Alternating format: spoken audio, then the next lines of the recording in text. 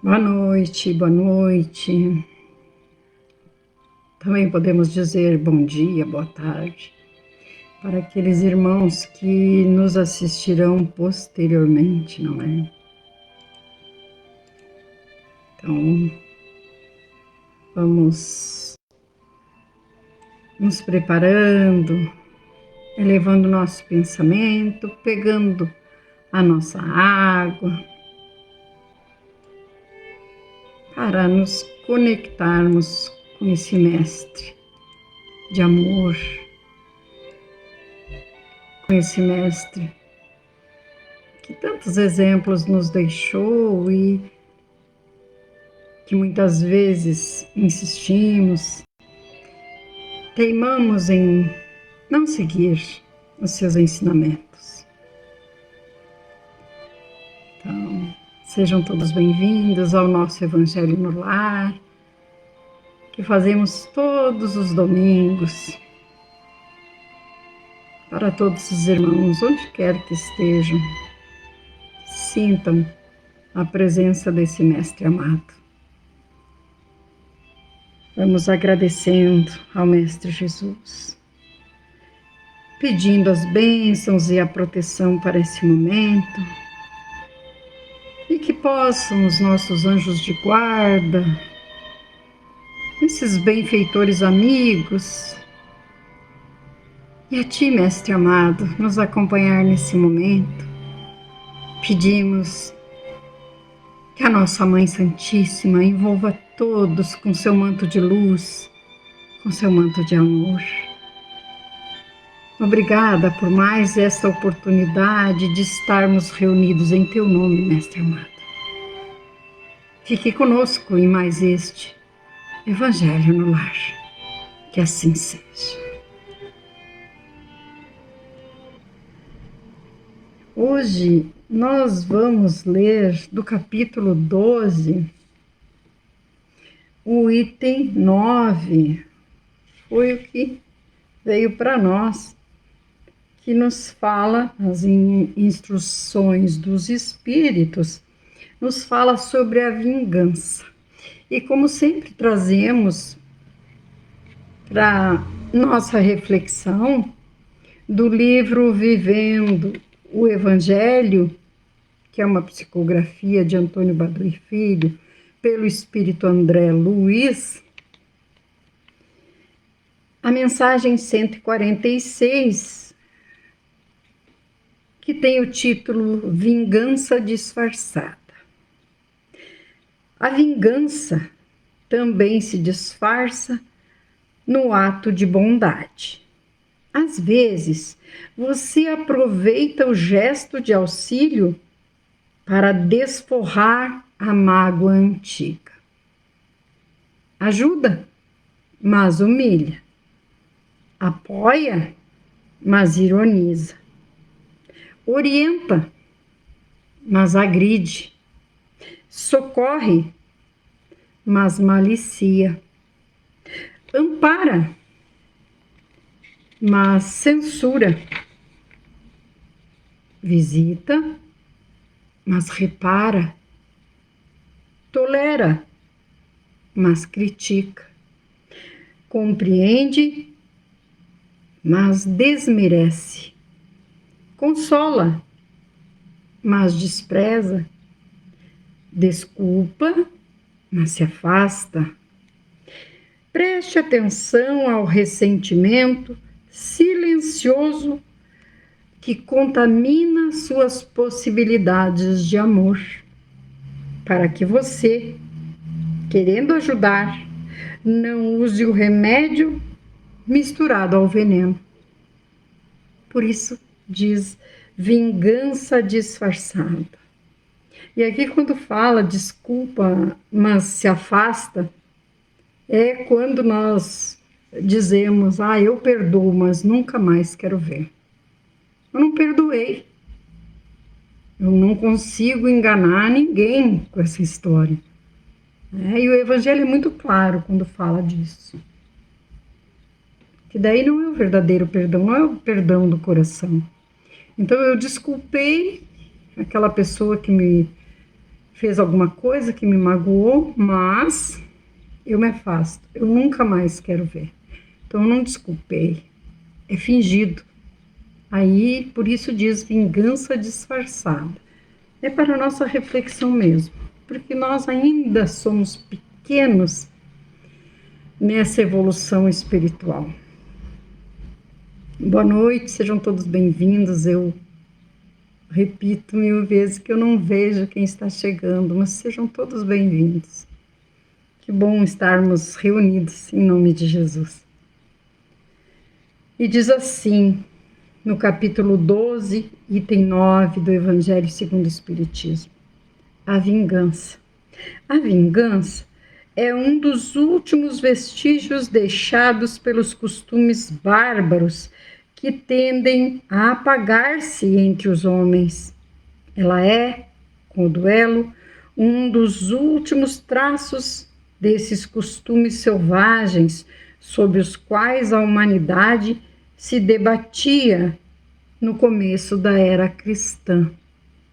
Era muito ódio, não é? Quando nós lemos um pouco que seja da história, a gente vê quanto ódio, quanto olho por olho, dente por dente. Por isso, a vingança é um indício seguro do estado atrasado dos homens que a ela se entregam e dos espíritos que ainda podem inspirá-la.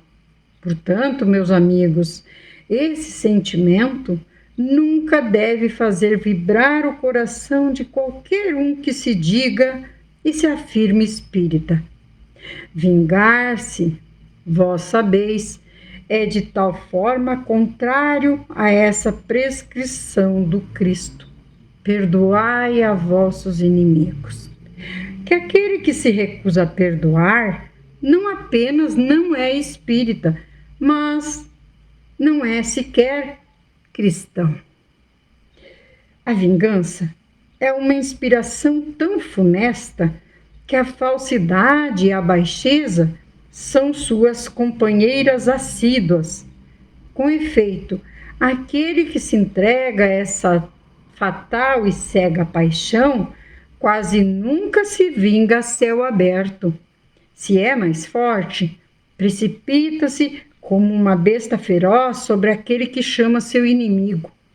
Quando a visão deste vem inflamar sua paixão, sua cólera e seu ódio. Mas na maioria das vezes, reveste-se de uma aparência hipócrita, dissimulando profundamente em seu coração os maus sentimentos que o animam. Toma atalhos, segue o inimigo na sombra, sem que desconfie, e espera o momento propício para feri-lo sem perigo para si. Esconde-se dele, espiando-o sem cessar. Prepara-lhe armadilhas odiosas e, oportunamente, derrama o veneno em seu copo. Quando seu ódio não chega a esses extremos, ataca-o então em sua honra e em suas afeições. Não recua diante da calúnia, e suas insinuações pérfidas, habilmente semeadas aos quatro ventos, vão se avolumando pelo caminho. Além disso, quando aquele a quem persegue se apresenta nos lugares onde seu sopro envenenado passou, espanta-se de encontrar rostos frios, onde encontrava outrora rostos amigos e benevolentes. Fica espantado quando mãos que procuravam a sua recusam-se a apertá-la. Enfim, fica aniquilado quando seus amigos mais caros e próximos se desviam e fogem dele. Ah, o covarde que assim se vinga é 100 vezes mais culpado que aquele que vai direto a seu inimigo e o insulta de rosto descoberto. Abaixo, pois, esses costumes selvagens, abaixo esses modos de um outro tempo. Todo espírita que hoje pretendesse ter ainda o direito de vingar-se, seria indigno de figurar por mais tempo na falange que tomou por divisa: fora da caridade não há salvação.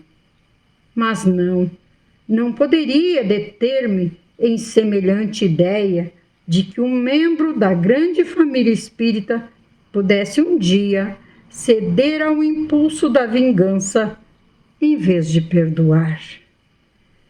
Isso nos disse Jules Olivier em Paris, 1862. Então, nos leva esse texto, ele parece pesado, mas é a nossa realidade. Nós estamos progredindo pouco a pouco e nós precisamos refletir nessas palavras, né? Desse benfeitor amigo que vem nos abrir os olhos. Precisamos sim perdoar. Não só porque Cristo nos exemplificou, mas porque faz muito bem para nós. Porque se nós não perdoamos, se o nosso orgulho fala mais alto, significa que nos consideramos melhores do que os nossos irmãos. Só que nós não somos, nós erramos também. Então quem sou eu? Se um irmão errou comigo e me pede perdão, quem sou eu para não perdoar? Se eu também erro, se eu também já errei, e se eu ainda vou errar? Estamos na caminhada, precisamos nos dar as mãos. E diz assim o roteiro sistematizado: em que consiste a vingança? É uma manifestação de desamor, decorrente do estado de atraso moral em que ainda se encontram os homens que dela se utilizam e os espíritos que a inspiram. Sim, porque se nós queremos nos vingar, mesmo que digamos que não estamos nos vingando, né, mas estamos usando de artifícios, como já foi exemplificado na mensagem do livro Vivendo o Evangelho e no próprio Evangelho, se estamos nos utilizando destes artifícios, nós ainda estamos aqui, como diz, ainda estamos muito atrasados moralmente. E quem está nos inspirando está no mesmo nível que nós, esses irmãozinhos, não é? Ou ainda em situação bem pior que a nossa, e querem nos ver também fracassar nessa encarnação. Só que nós não podemos culpá-los, nós não poderemos culpá-los, porque o conteúdo é nosso. Se eu não sou vingativa e orgulhosa, pode o irmãozinho ser vingativo e vir dizer te vinga, e faz tal coisa, eu não vou fazer, porque eu não tenho esse conteúdo. E quando ele se depara com amor dentro de nós, ele vai se utilizar de um outro instrumento, de um outro irmão que tenha afinidade com ele. Então, por isso nós não podemos culpá-los, porque o conteúdo é nosso. Vamos fazer assim, 50% de cada um. E por que a vingança é condenável? Porque, sendo ela a manifestação de um coração ressentido pelo ódio e que guarda a mágoa do semelhante, torna-se contrária à lei de Deus, que é toda de amor. Jesus nos aconselhou a perdoar 70 vezes 7 vezes. Prescreveu também que devemos amar o nosso inimigo. A vingança é a negação desses ensinamentos. A vingança não seria uma forma de aplicação da justiça? Não. Aquele que faz justiça com as próprias mãos arca com a responsabilidade do respectivo resgate. Fazer justiça compete unicamente a Deus. A justiça divina dispõe de recursos que dispensam nossa atuação. E como Jesus reprovou a vingança, aconselhando-nos a perdoar e amar os inimigos e a fazer o bem a todos indistintamente. Aquele que perdoa é bem visto aos olhos de Deus e se torna, por isso, merecedor também do seu perdão. Porque como é que nós vamos pedir perdão para Deus se nós não perdoamos ninguém? Se nós nos julgamos melhores, né? Bam, bam, bam, não é? Nós não somos. Nós ainda somos bem pequenos. Embora muita gente não goste desse termo, né? Quando dizemos que somos pequenos, mas é porque na realidade nós somos pequenos. Não adianta queremos ser grandes. Podemos até usar máscaras, enganarmos uns aos outros, mas não. Para Deus, para Jesus, nosso anjo de guarda, nossos benfeitores amigos estão aí, estão vendo quem realmente somos. Então, de nada adianta eu parecer boazinha e lá no meu íntimo ser vingativa, ser má, orgulhosa. Não adianta. Precisamos trabalhar isso em nós. Isso é bom para nós, em primeiro lugar. Para nós. E quando nos depararmos com irmãos vingativos, cheios de ódio, são irmãos enfermos. E precisamos orar. Orarmos por nós, orar e vigiar. E orarmos por todos os nossos irmãos. E que um dia, conforme o Pai já nos disse, já temos aqui os avisos, todos nós seremos amor. Porque o Pai não nos criou para o mal. Nós é que usamos mal o nosso livre-arbítrio. E como devemos agir se o sentimento de vingança for mais forte que o desejo de perdoar? Como será que devemos? Bom, devemos empreender todo o nosso esforço por desenvolver os sentimentos de fraternidade e tolerância, buscando no Evangelho e na prece o amparo e a inspiração para nos libertarmos do desejo de vingança.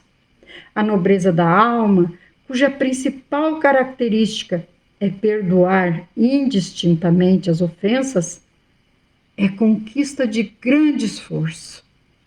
Então, quando nós conseguimos perdoar, quanto maior o erro que alguém tenha cometido contra nós, e nós conseguimos perdoar, maior será o nosso mérito. Porque precisamos lembrar que nós também já erramos com os nossos irmãos. E ainda vamos errar. Então precisamos da misericórdia divina. Qual a consequência da vingança para quem a pratica? Aquele que se vinga, além de aumentar seus débitos para com a justiça divina, deixa escapar a oportunidade de se regenerar através do perdão ao agressor, com quem terá inevitavelmente de se reconciliar um dia.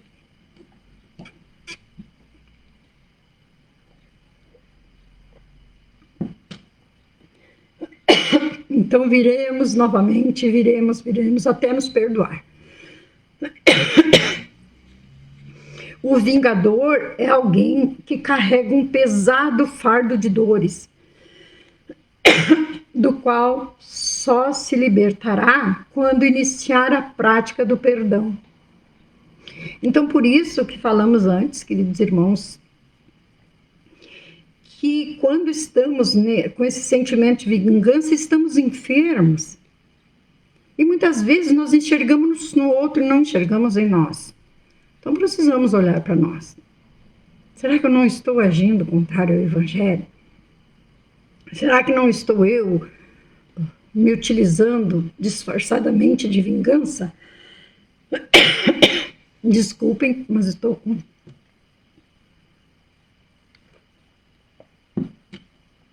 Então é muito importante.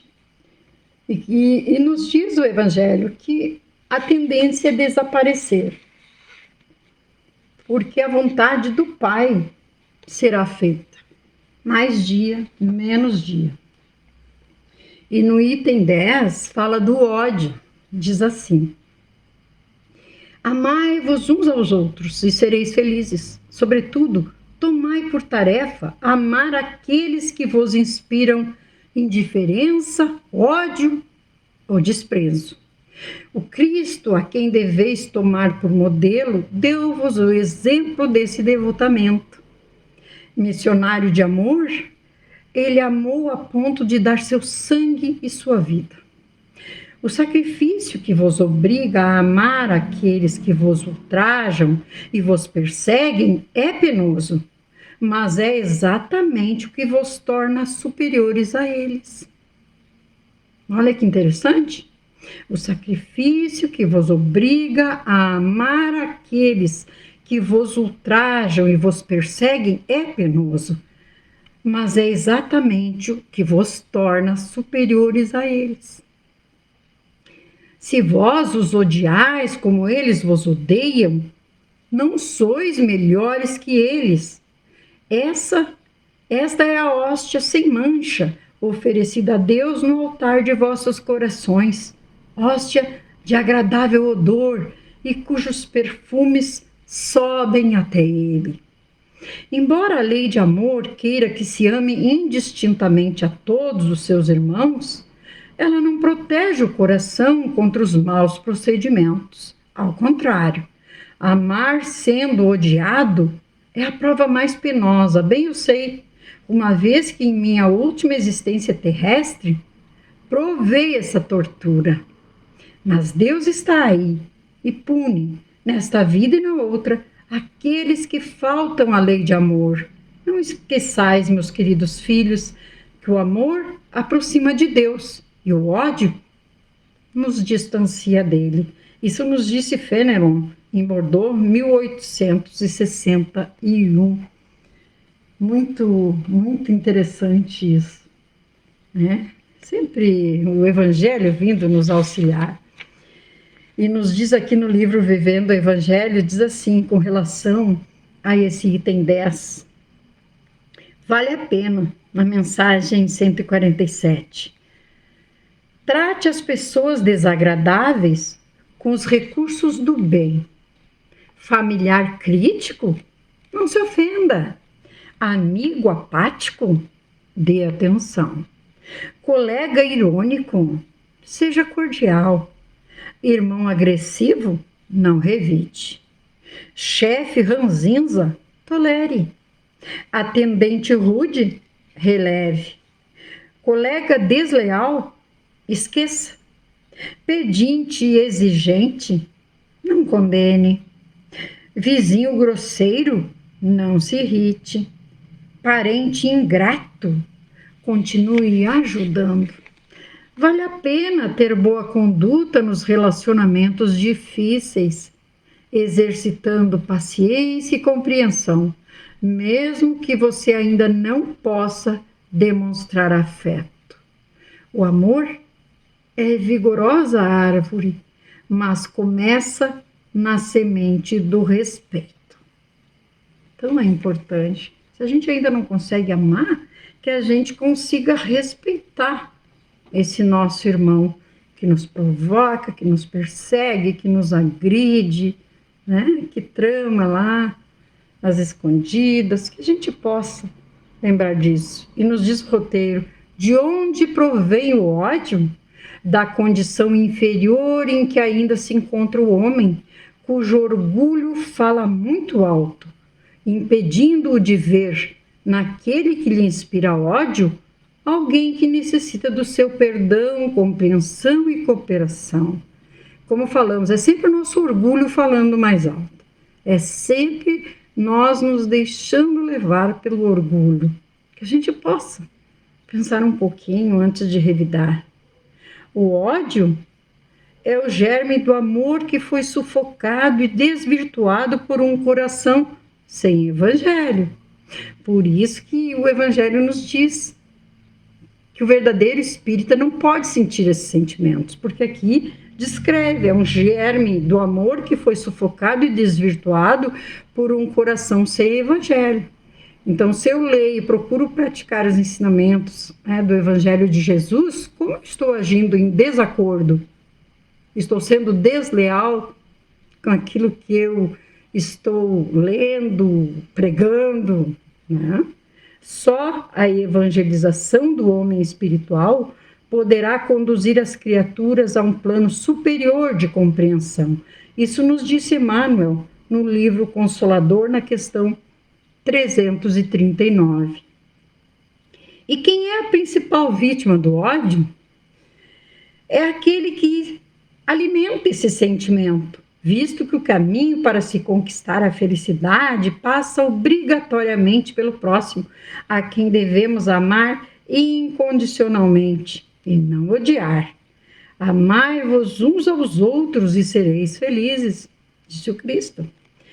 Por que devemos amar com mais intensidade aqueles que nos inspiram indiferença, ódio ou desprezo? Porque estes são os que mais necessitam da nossa compreensão, além de constituírem a mão que nos dá o ensejo de demonstrar nossa paciência e resignação. O irmão que nos inspira o sentimento de ódio constitui o meio e a oportunidade que Deus nos dá para nos regenerarmos do mal que tenhamos feito. Então, nunca somos vítimas, não podemos achar que somos vítimas. Quem na terra nos deu o maior exemplo de amor? Jesus, que se entregou ao sacrifício da própria vida para dar testemunho do seu amor por todos nós. Jesus é o exemplo mais perfeito que Deus tem oferecido ao homem para lhe servir de guia e modelo. E isso está lá no Livro dos Espíritos, na questão 625. E por que é necessário amar os que nos ultrajam e perseguem, mesmo que isto seja penoso? Porque assim fazendo, demonstramos nossa superioridade moral em relação a eles, compelindo-os a seguirem nosso exemplo. É assim que seguimos a lição do Mestre, que nos recomenda retribuir o mal com o bem. Se os odiasseis como vos odeiam, não valeríeis mais do que eles. O bem é o único dissolvente do mal.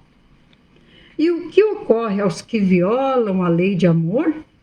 Sofrerão a corrigenda necessária através de duras provas restauradoras, porquanto Deus pune, nesta ou em outra vida, todos os que violam a lei de amor, uma vez que esta deve presidir todo o nosso relacionamento com o próximo. A harmonia que preside as leis de Deus impõe que a violação de uma delas determine a observância e o cumprimento de outra, que leve à reparação da falta cometida. É assim que Deus nos impulsiona ao progresso. O que ocorrerá se não vencermos o ódio dentro de nós? Não poderemos desfrutar da verdadeira felicidade que só é permitida aos que se ajustam à lei de amor apregoada por Jesus. O amor aproxima de Deus, a criatura, e o ódio distancia dele. Então precisamos lembrar disso, que possamos sempre pensar que o amor nos aproxima e o ódio nos afasta dele. Precisamos decidir o que queremos para nós. E outra coisa, quando nós envenenamos o nosso coração com ódio, é como estarmos tomando um veneno desejando que o outro morra. É bem assim, na prática. Desenvolvemos em nós, começa aquele sentimento, o emocional começa a passar para o físico. E aí vem as nossas enfermidades e muitas vezes nem sabemos de onde vieram. E fomos nós que as elaboramos. Como sabemos, tudo inicia no nosso pensamento. Então, que possamos lembrar um pouquinho desse evangelho nessa semana que vai iniciar. Encerramos aqui mais um Evangelho no Lar, agradecendo por cada irmão que nos assiste, está nos assistindo, aqueles que nos assistirão depois. E elevando mais uma vez nosso pensamento ao Mestre Jesus, agradecendo pela companhia abençoada que tivemos, agradecendo pelo medicamento invisível colocado nas nossas águas, para quando dessa água bebermos com fé, possamos estar receptivos a todas essas benesses, esses fluidos benéficos, salutares, que sabemos que emanam da providência divina para cada um de nós. Mestre Jesus, abençoa e ilumina o caminho de cada irmão que nos assiste, que nos ouve. Abençoa todos, encarnados e desencarnados, os nossos amores que se encontram no plano espiritual, e abençoa especialmente todos aqueles irmãos, encarnados ou desencarnados, que se consideram nossos inimigos. Que prevaleça no coração deles, assim como no nosso, a lei de amor, que nos aproximará sempre de Ti. Muito obrigada, que assim seja. Que assim seja, Mestre Jesus. Um beijo no coração e até o próximo domingo, se Jesus permitir.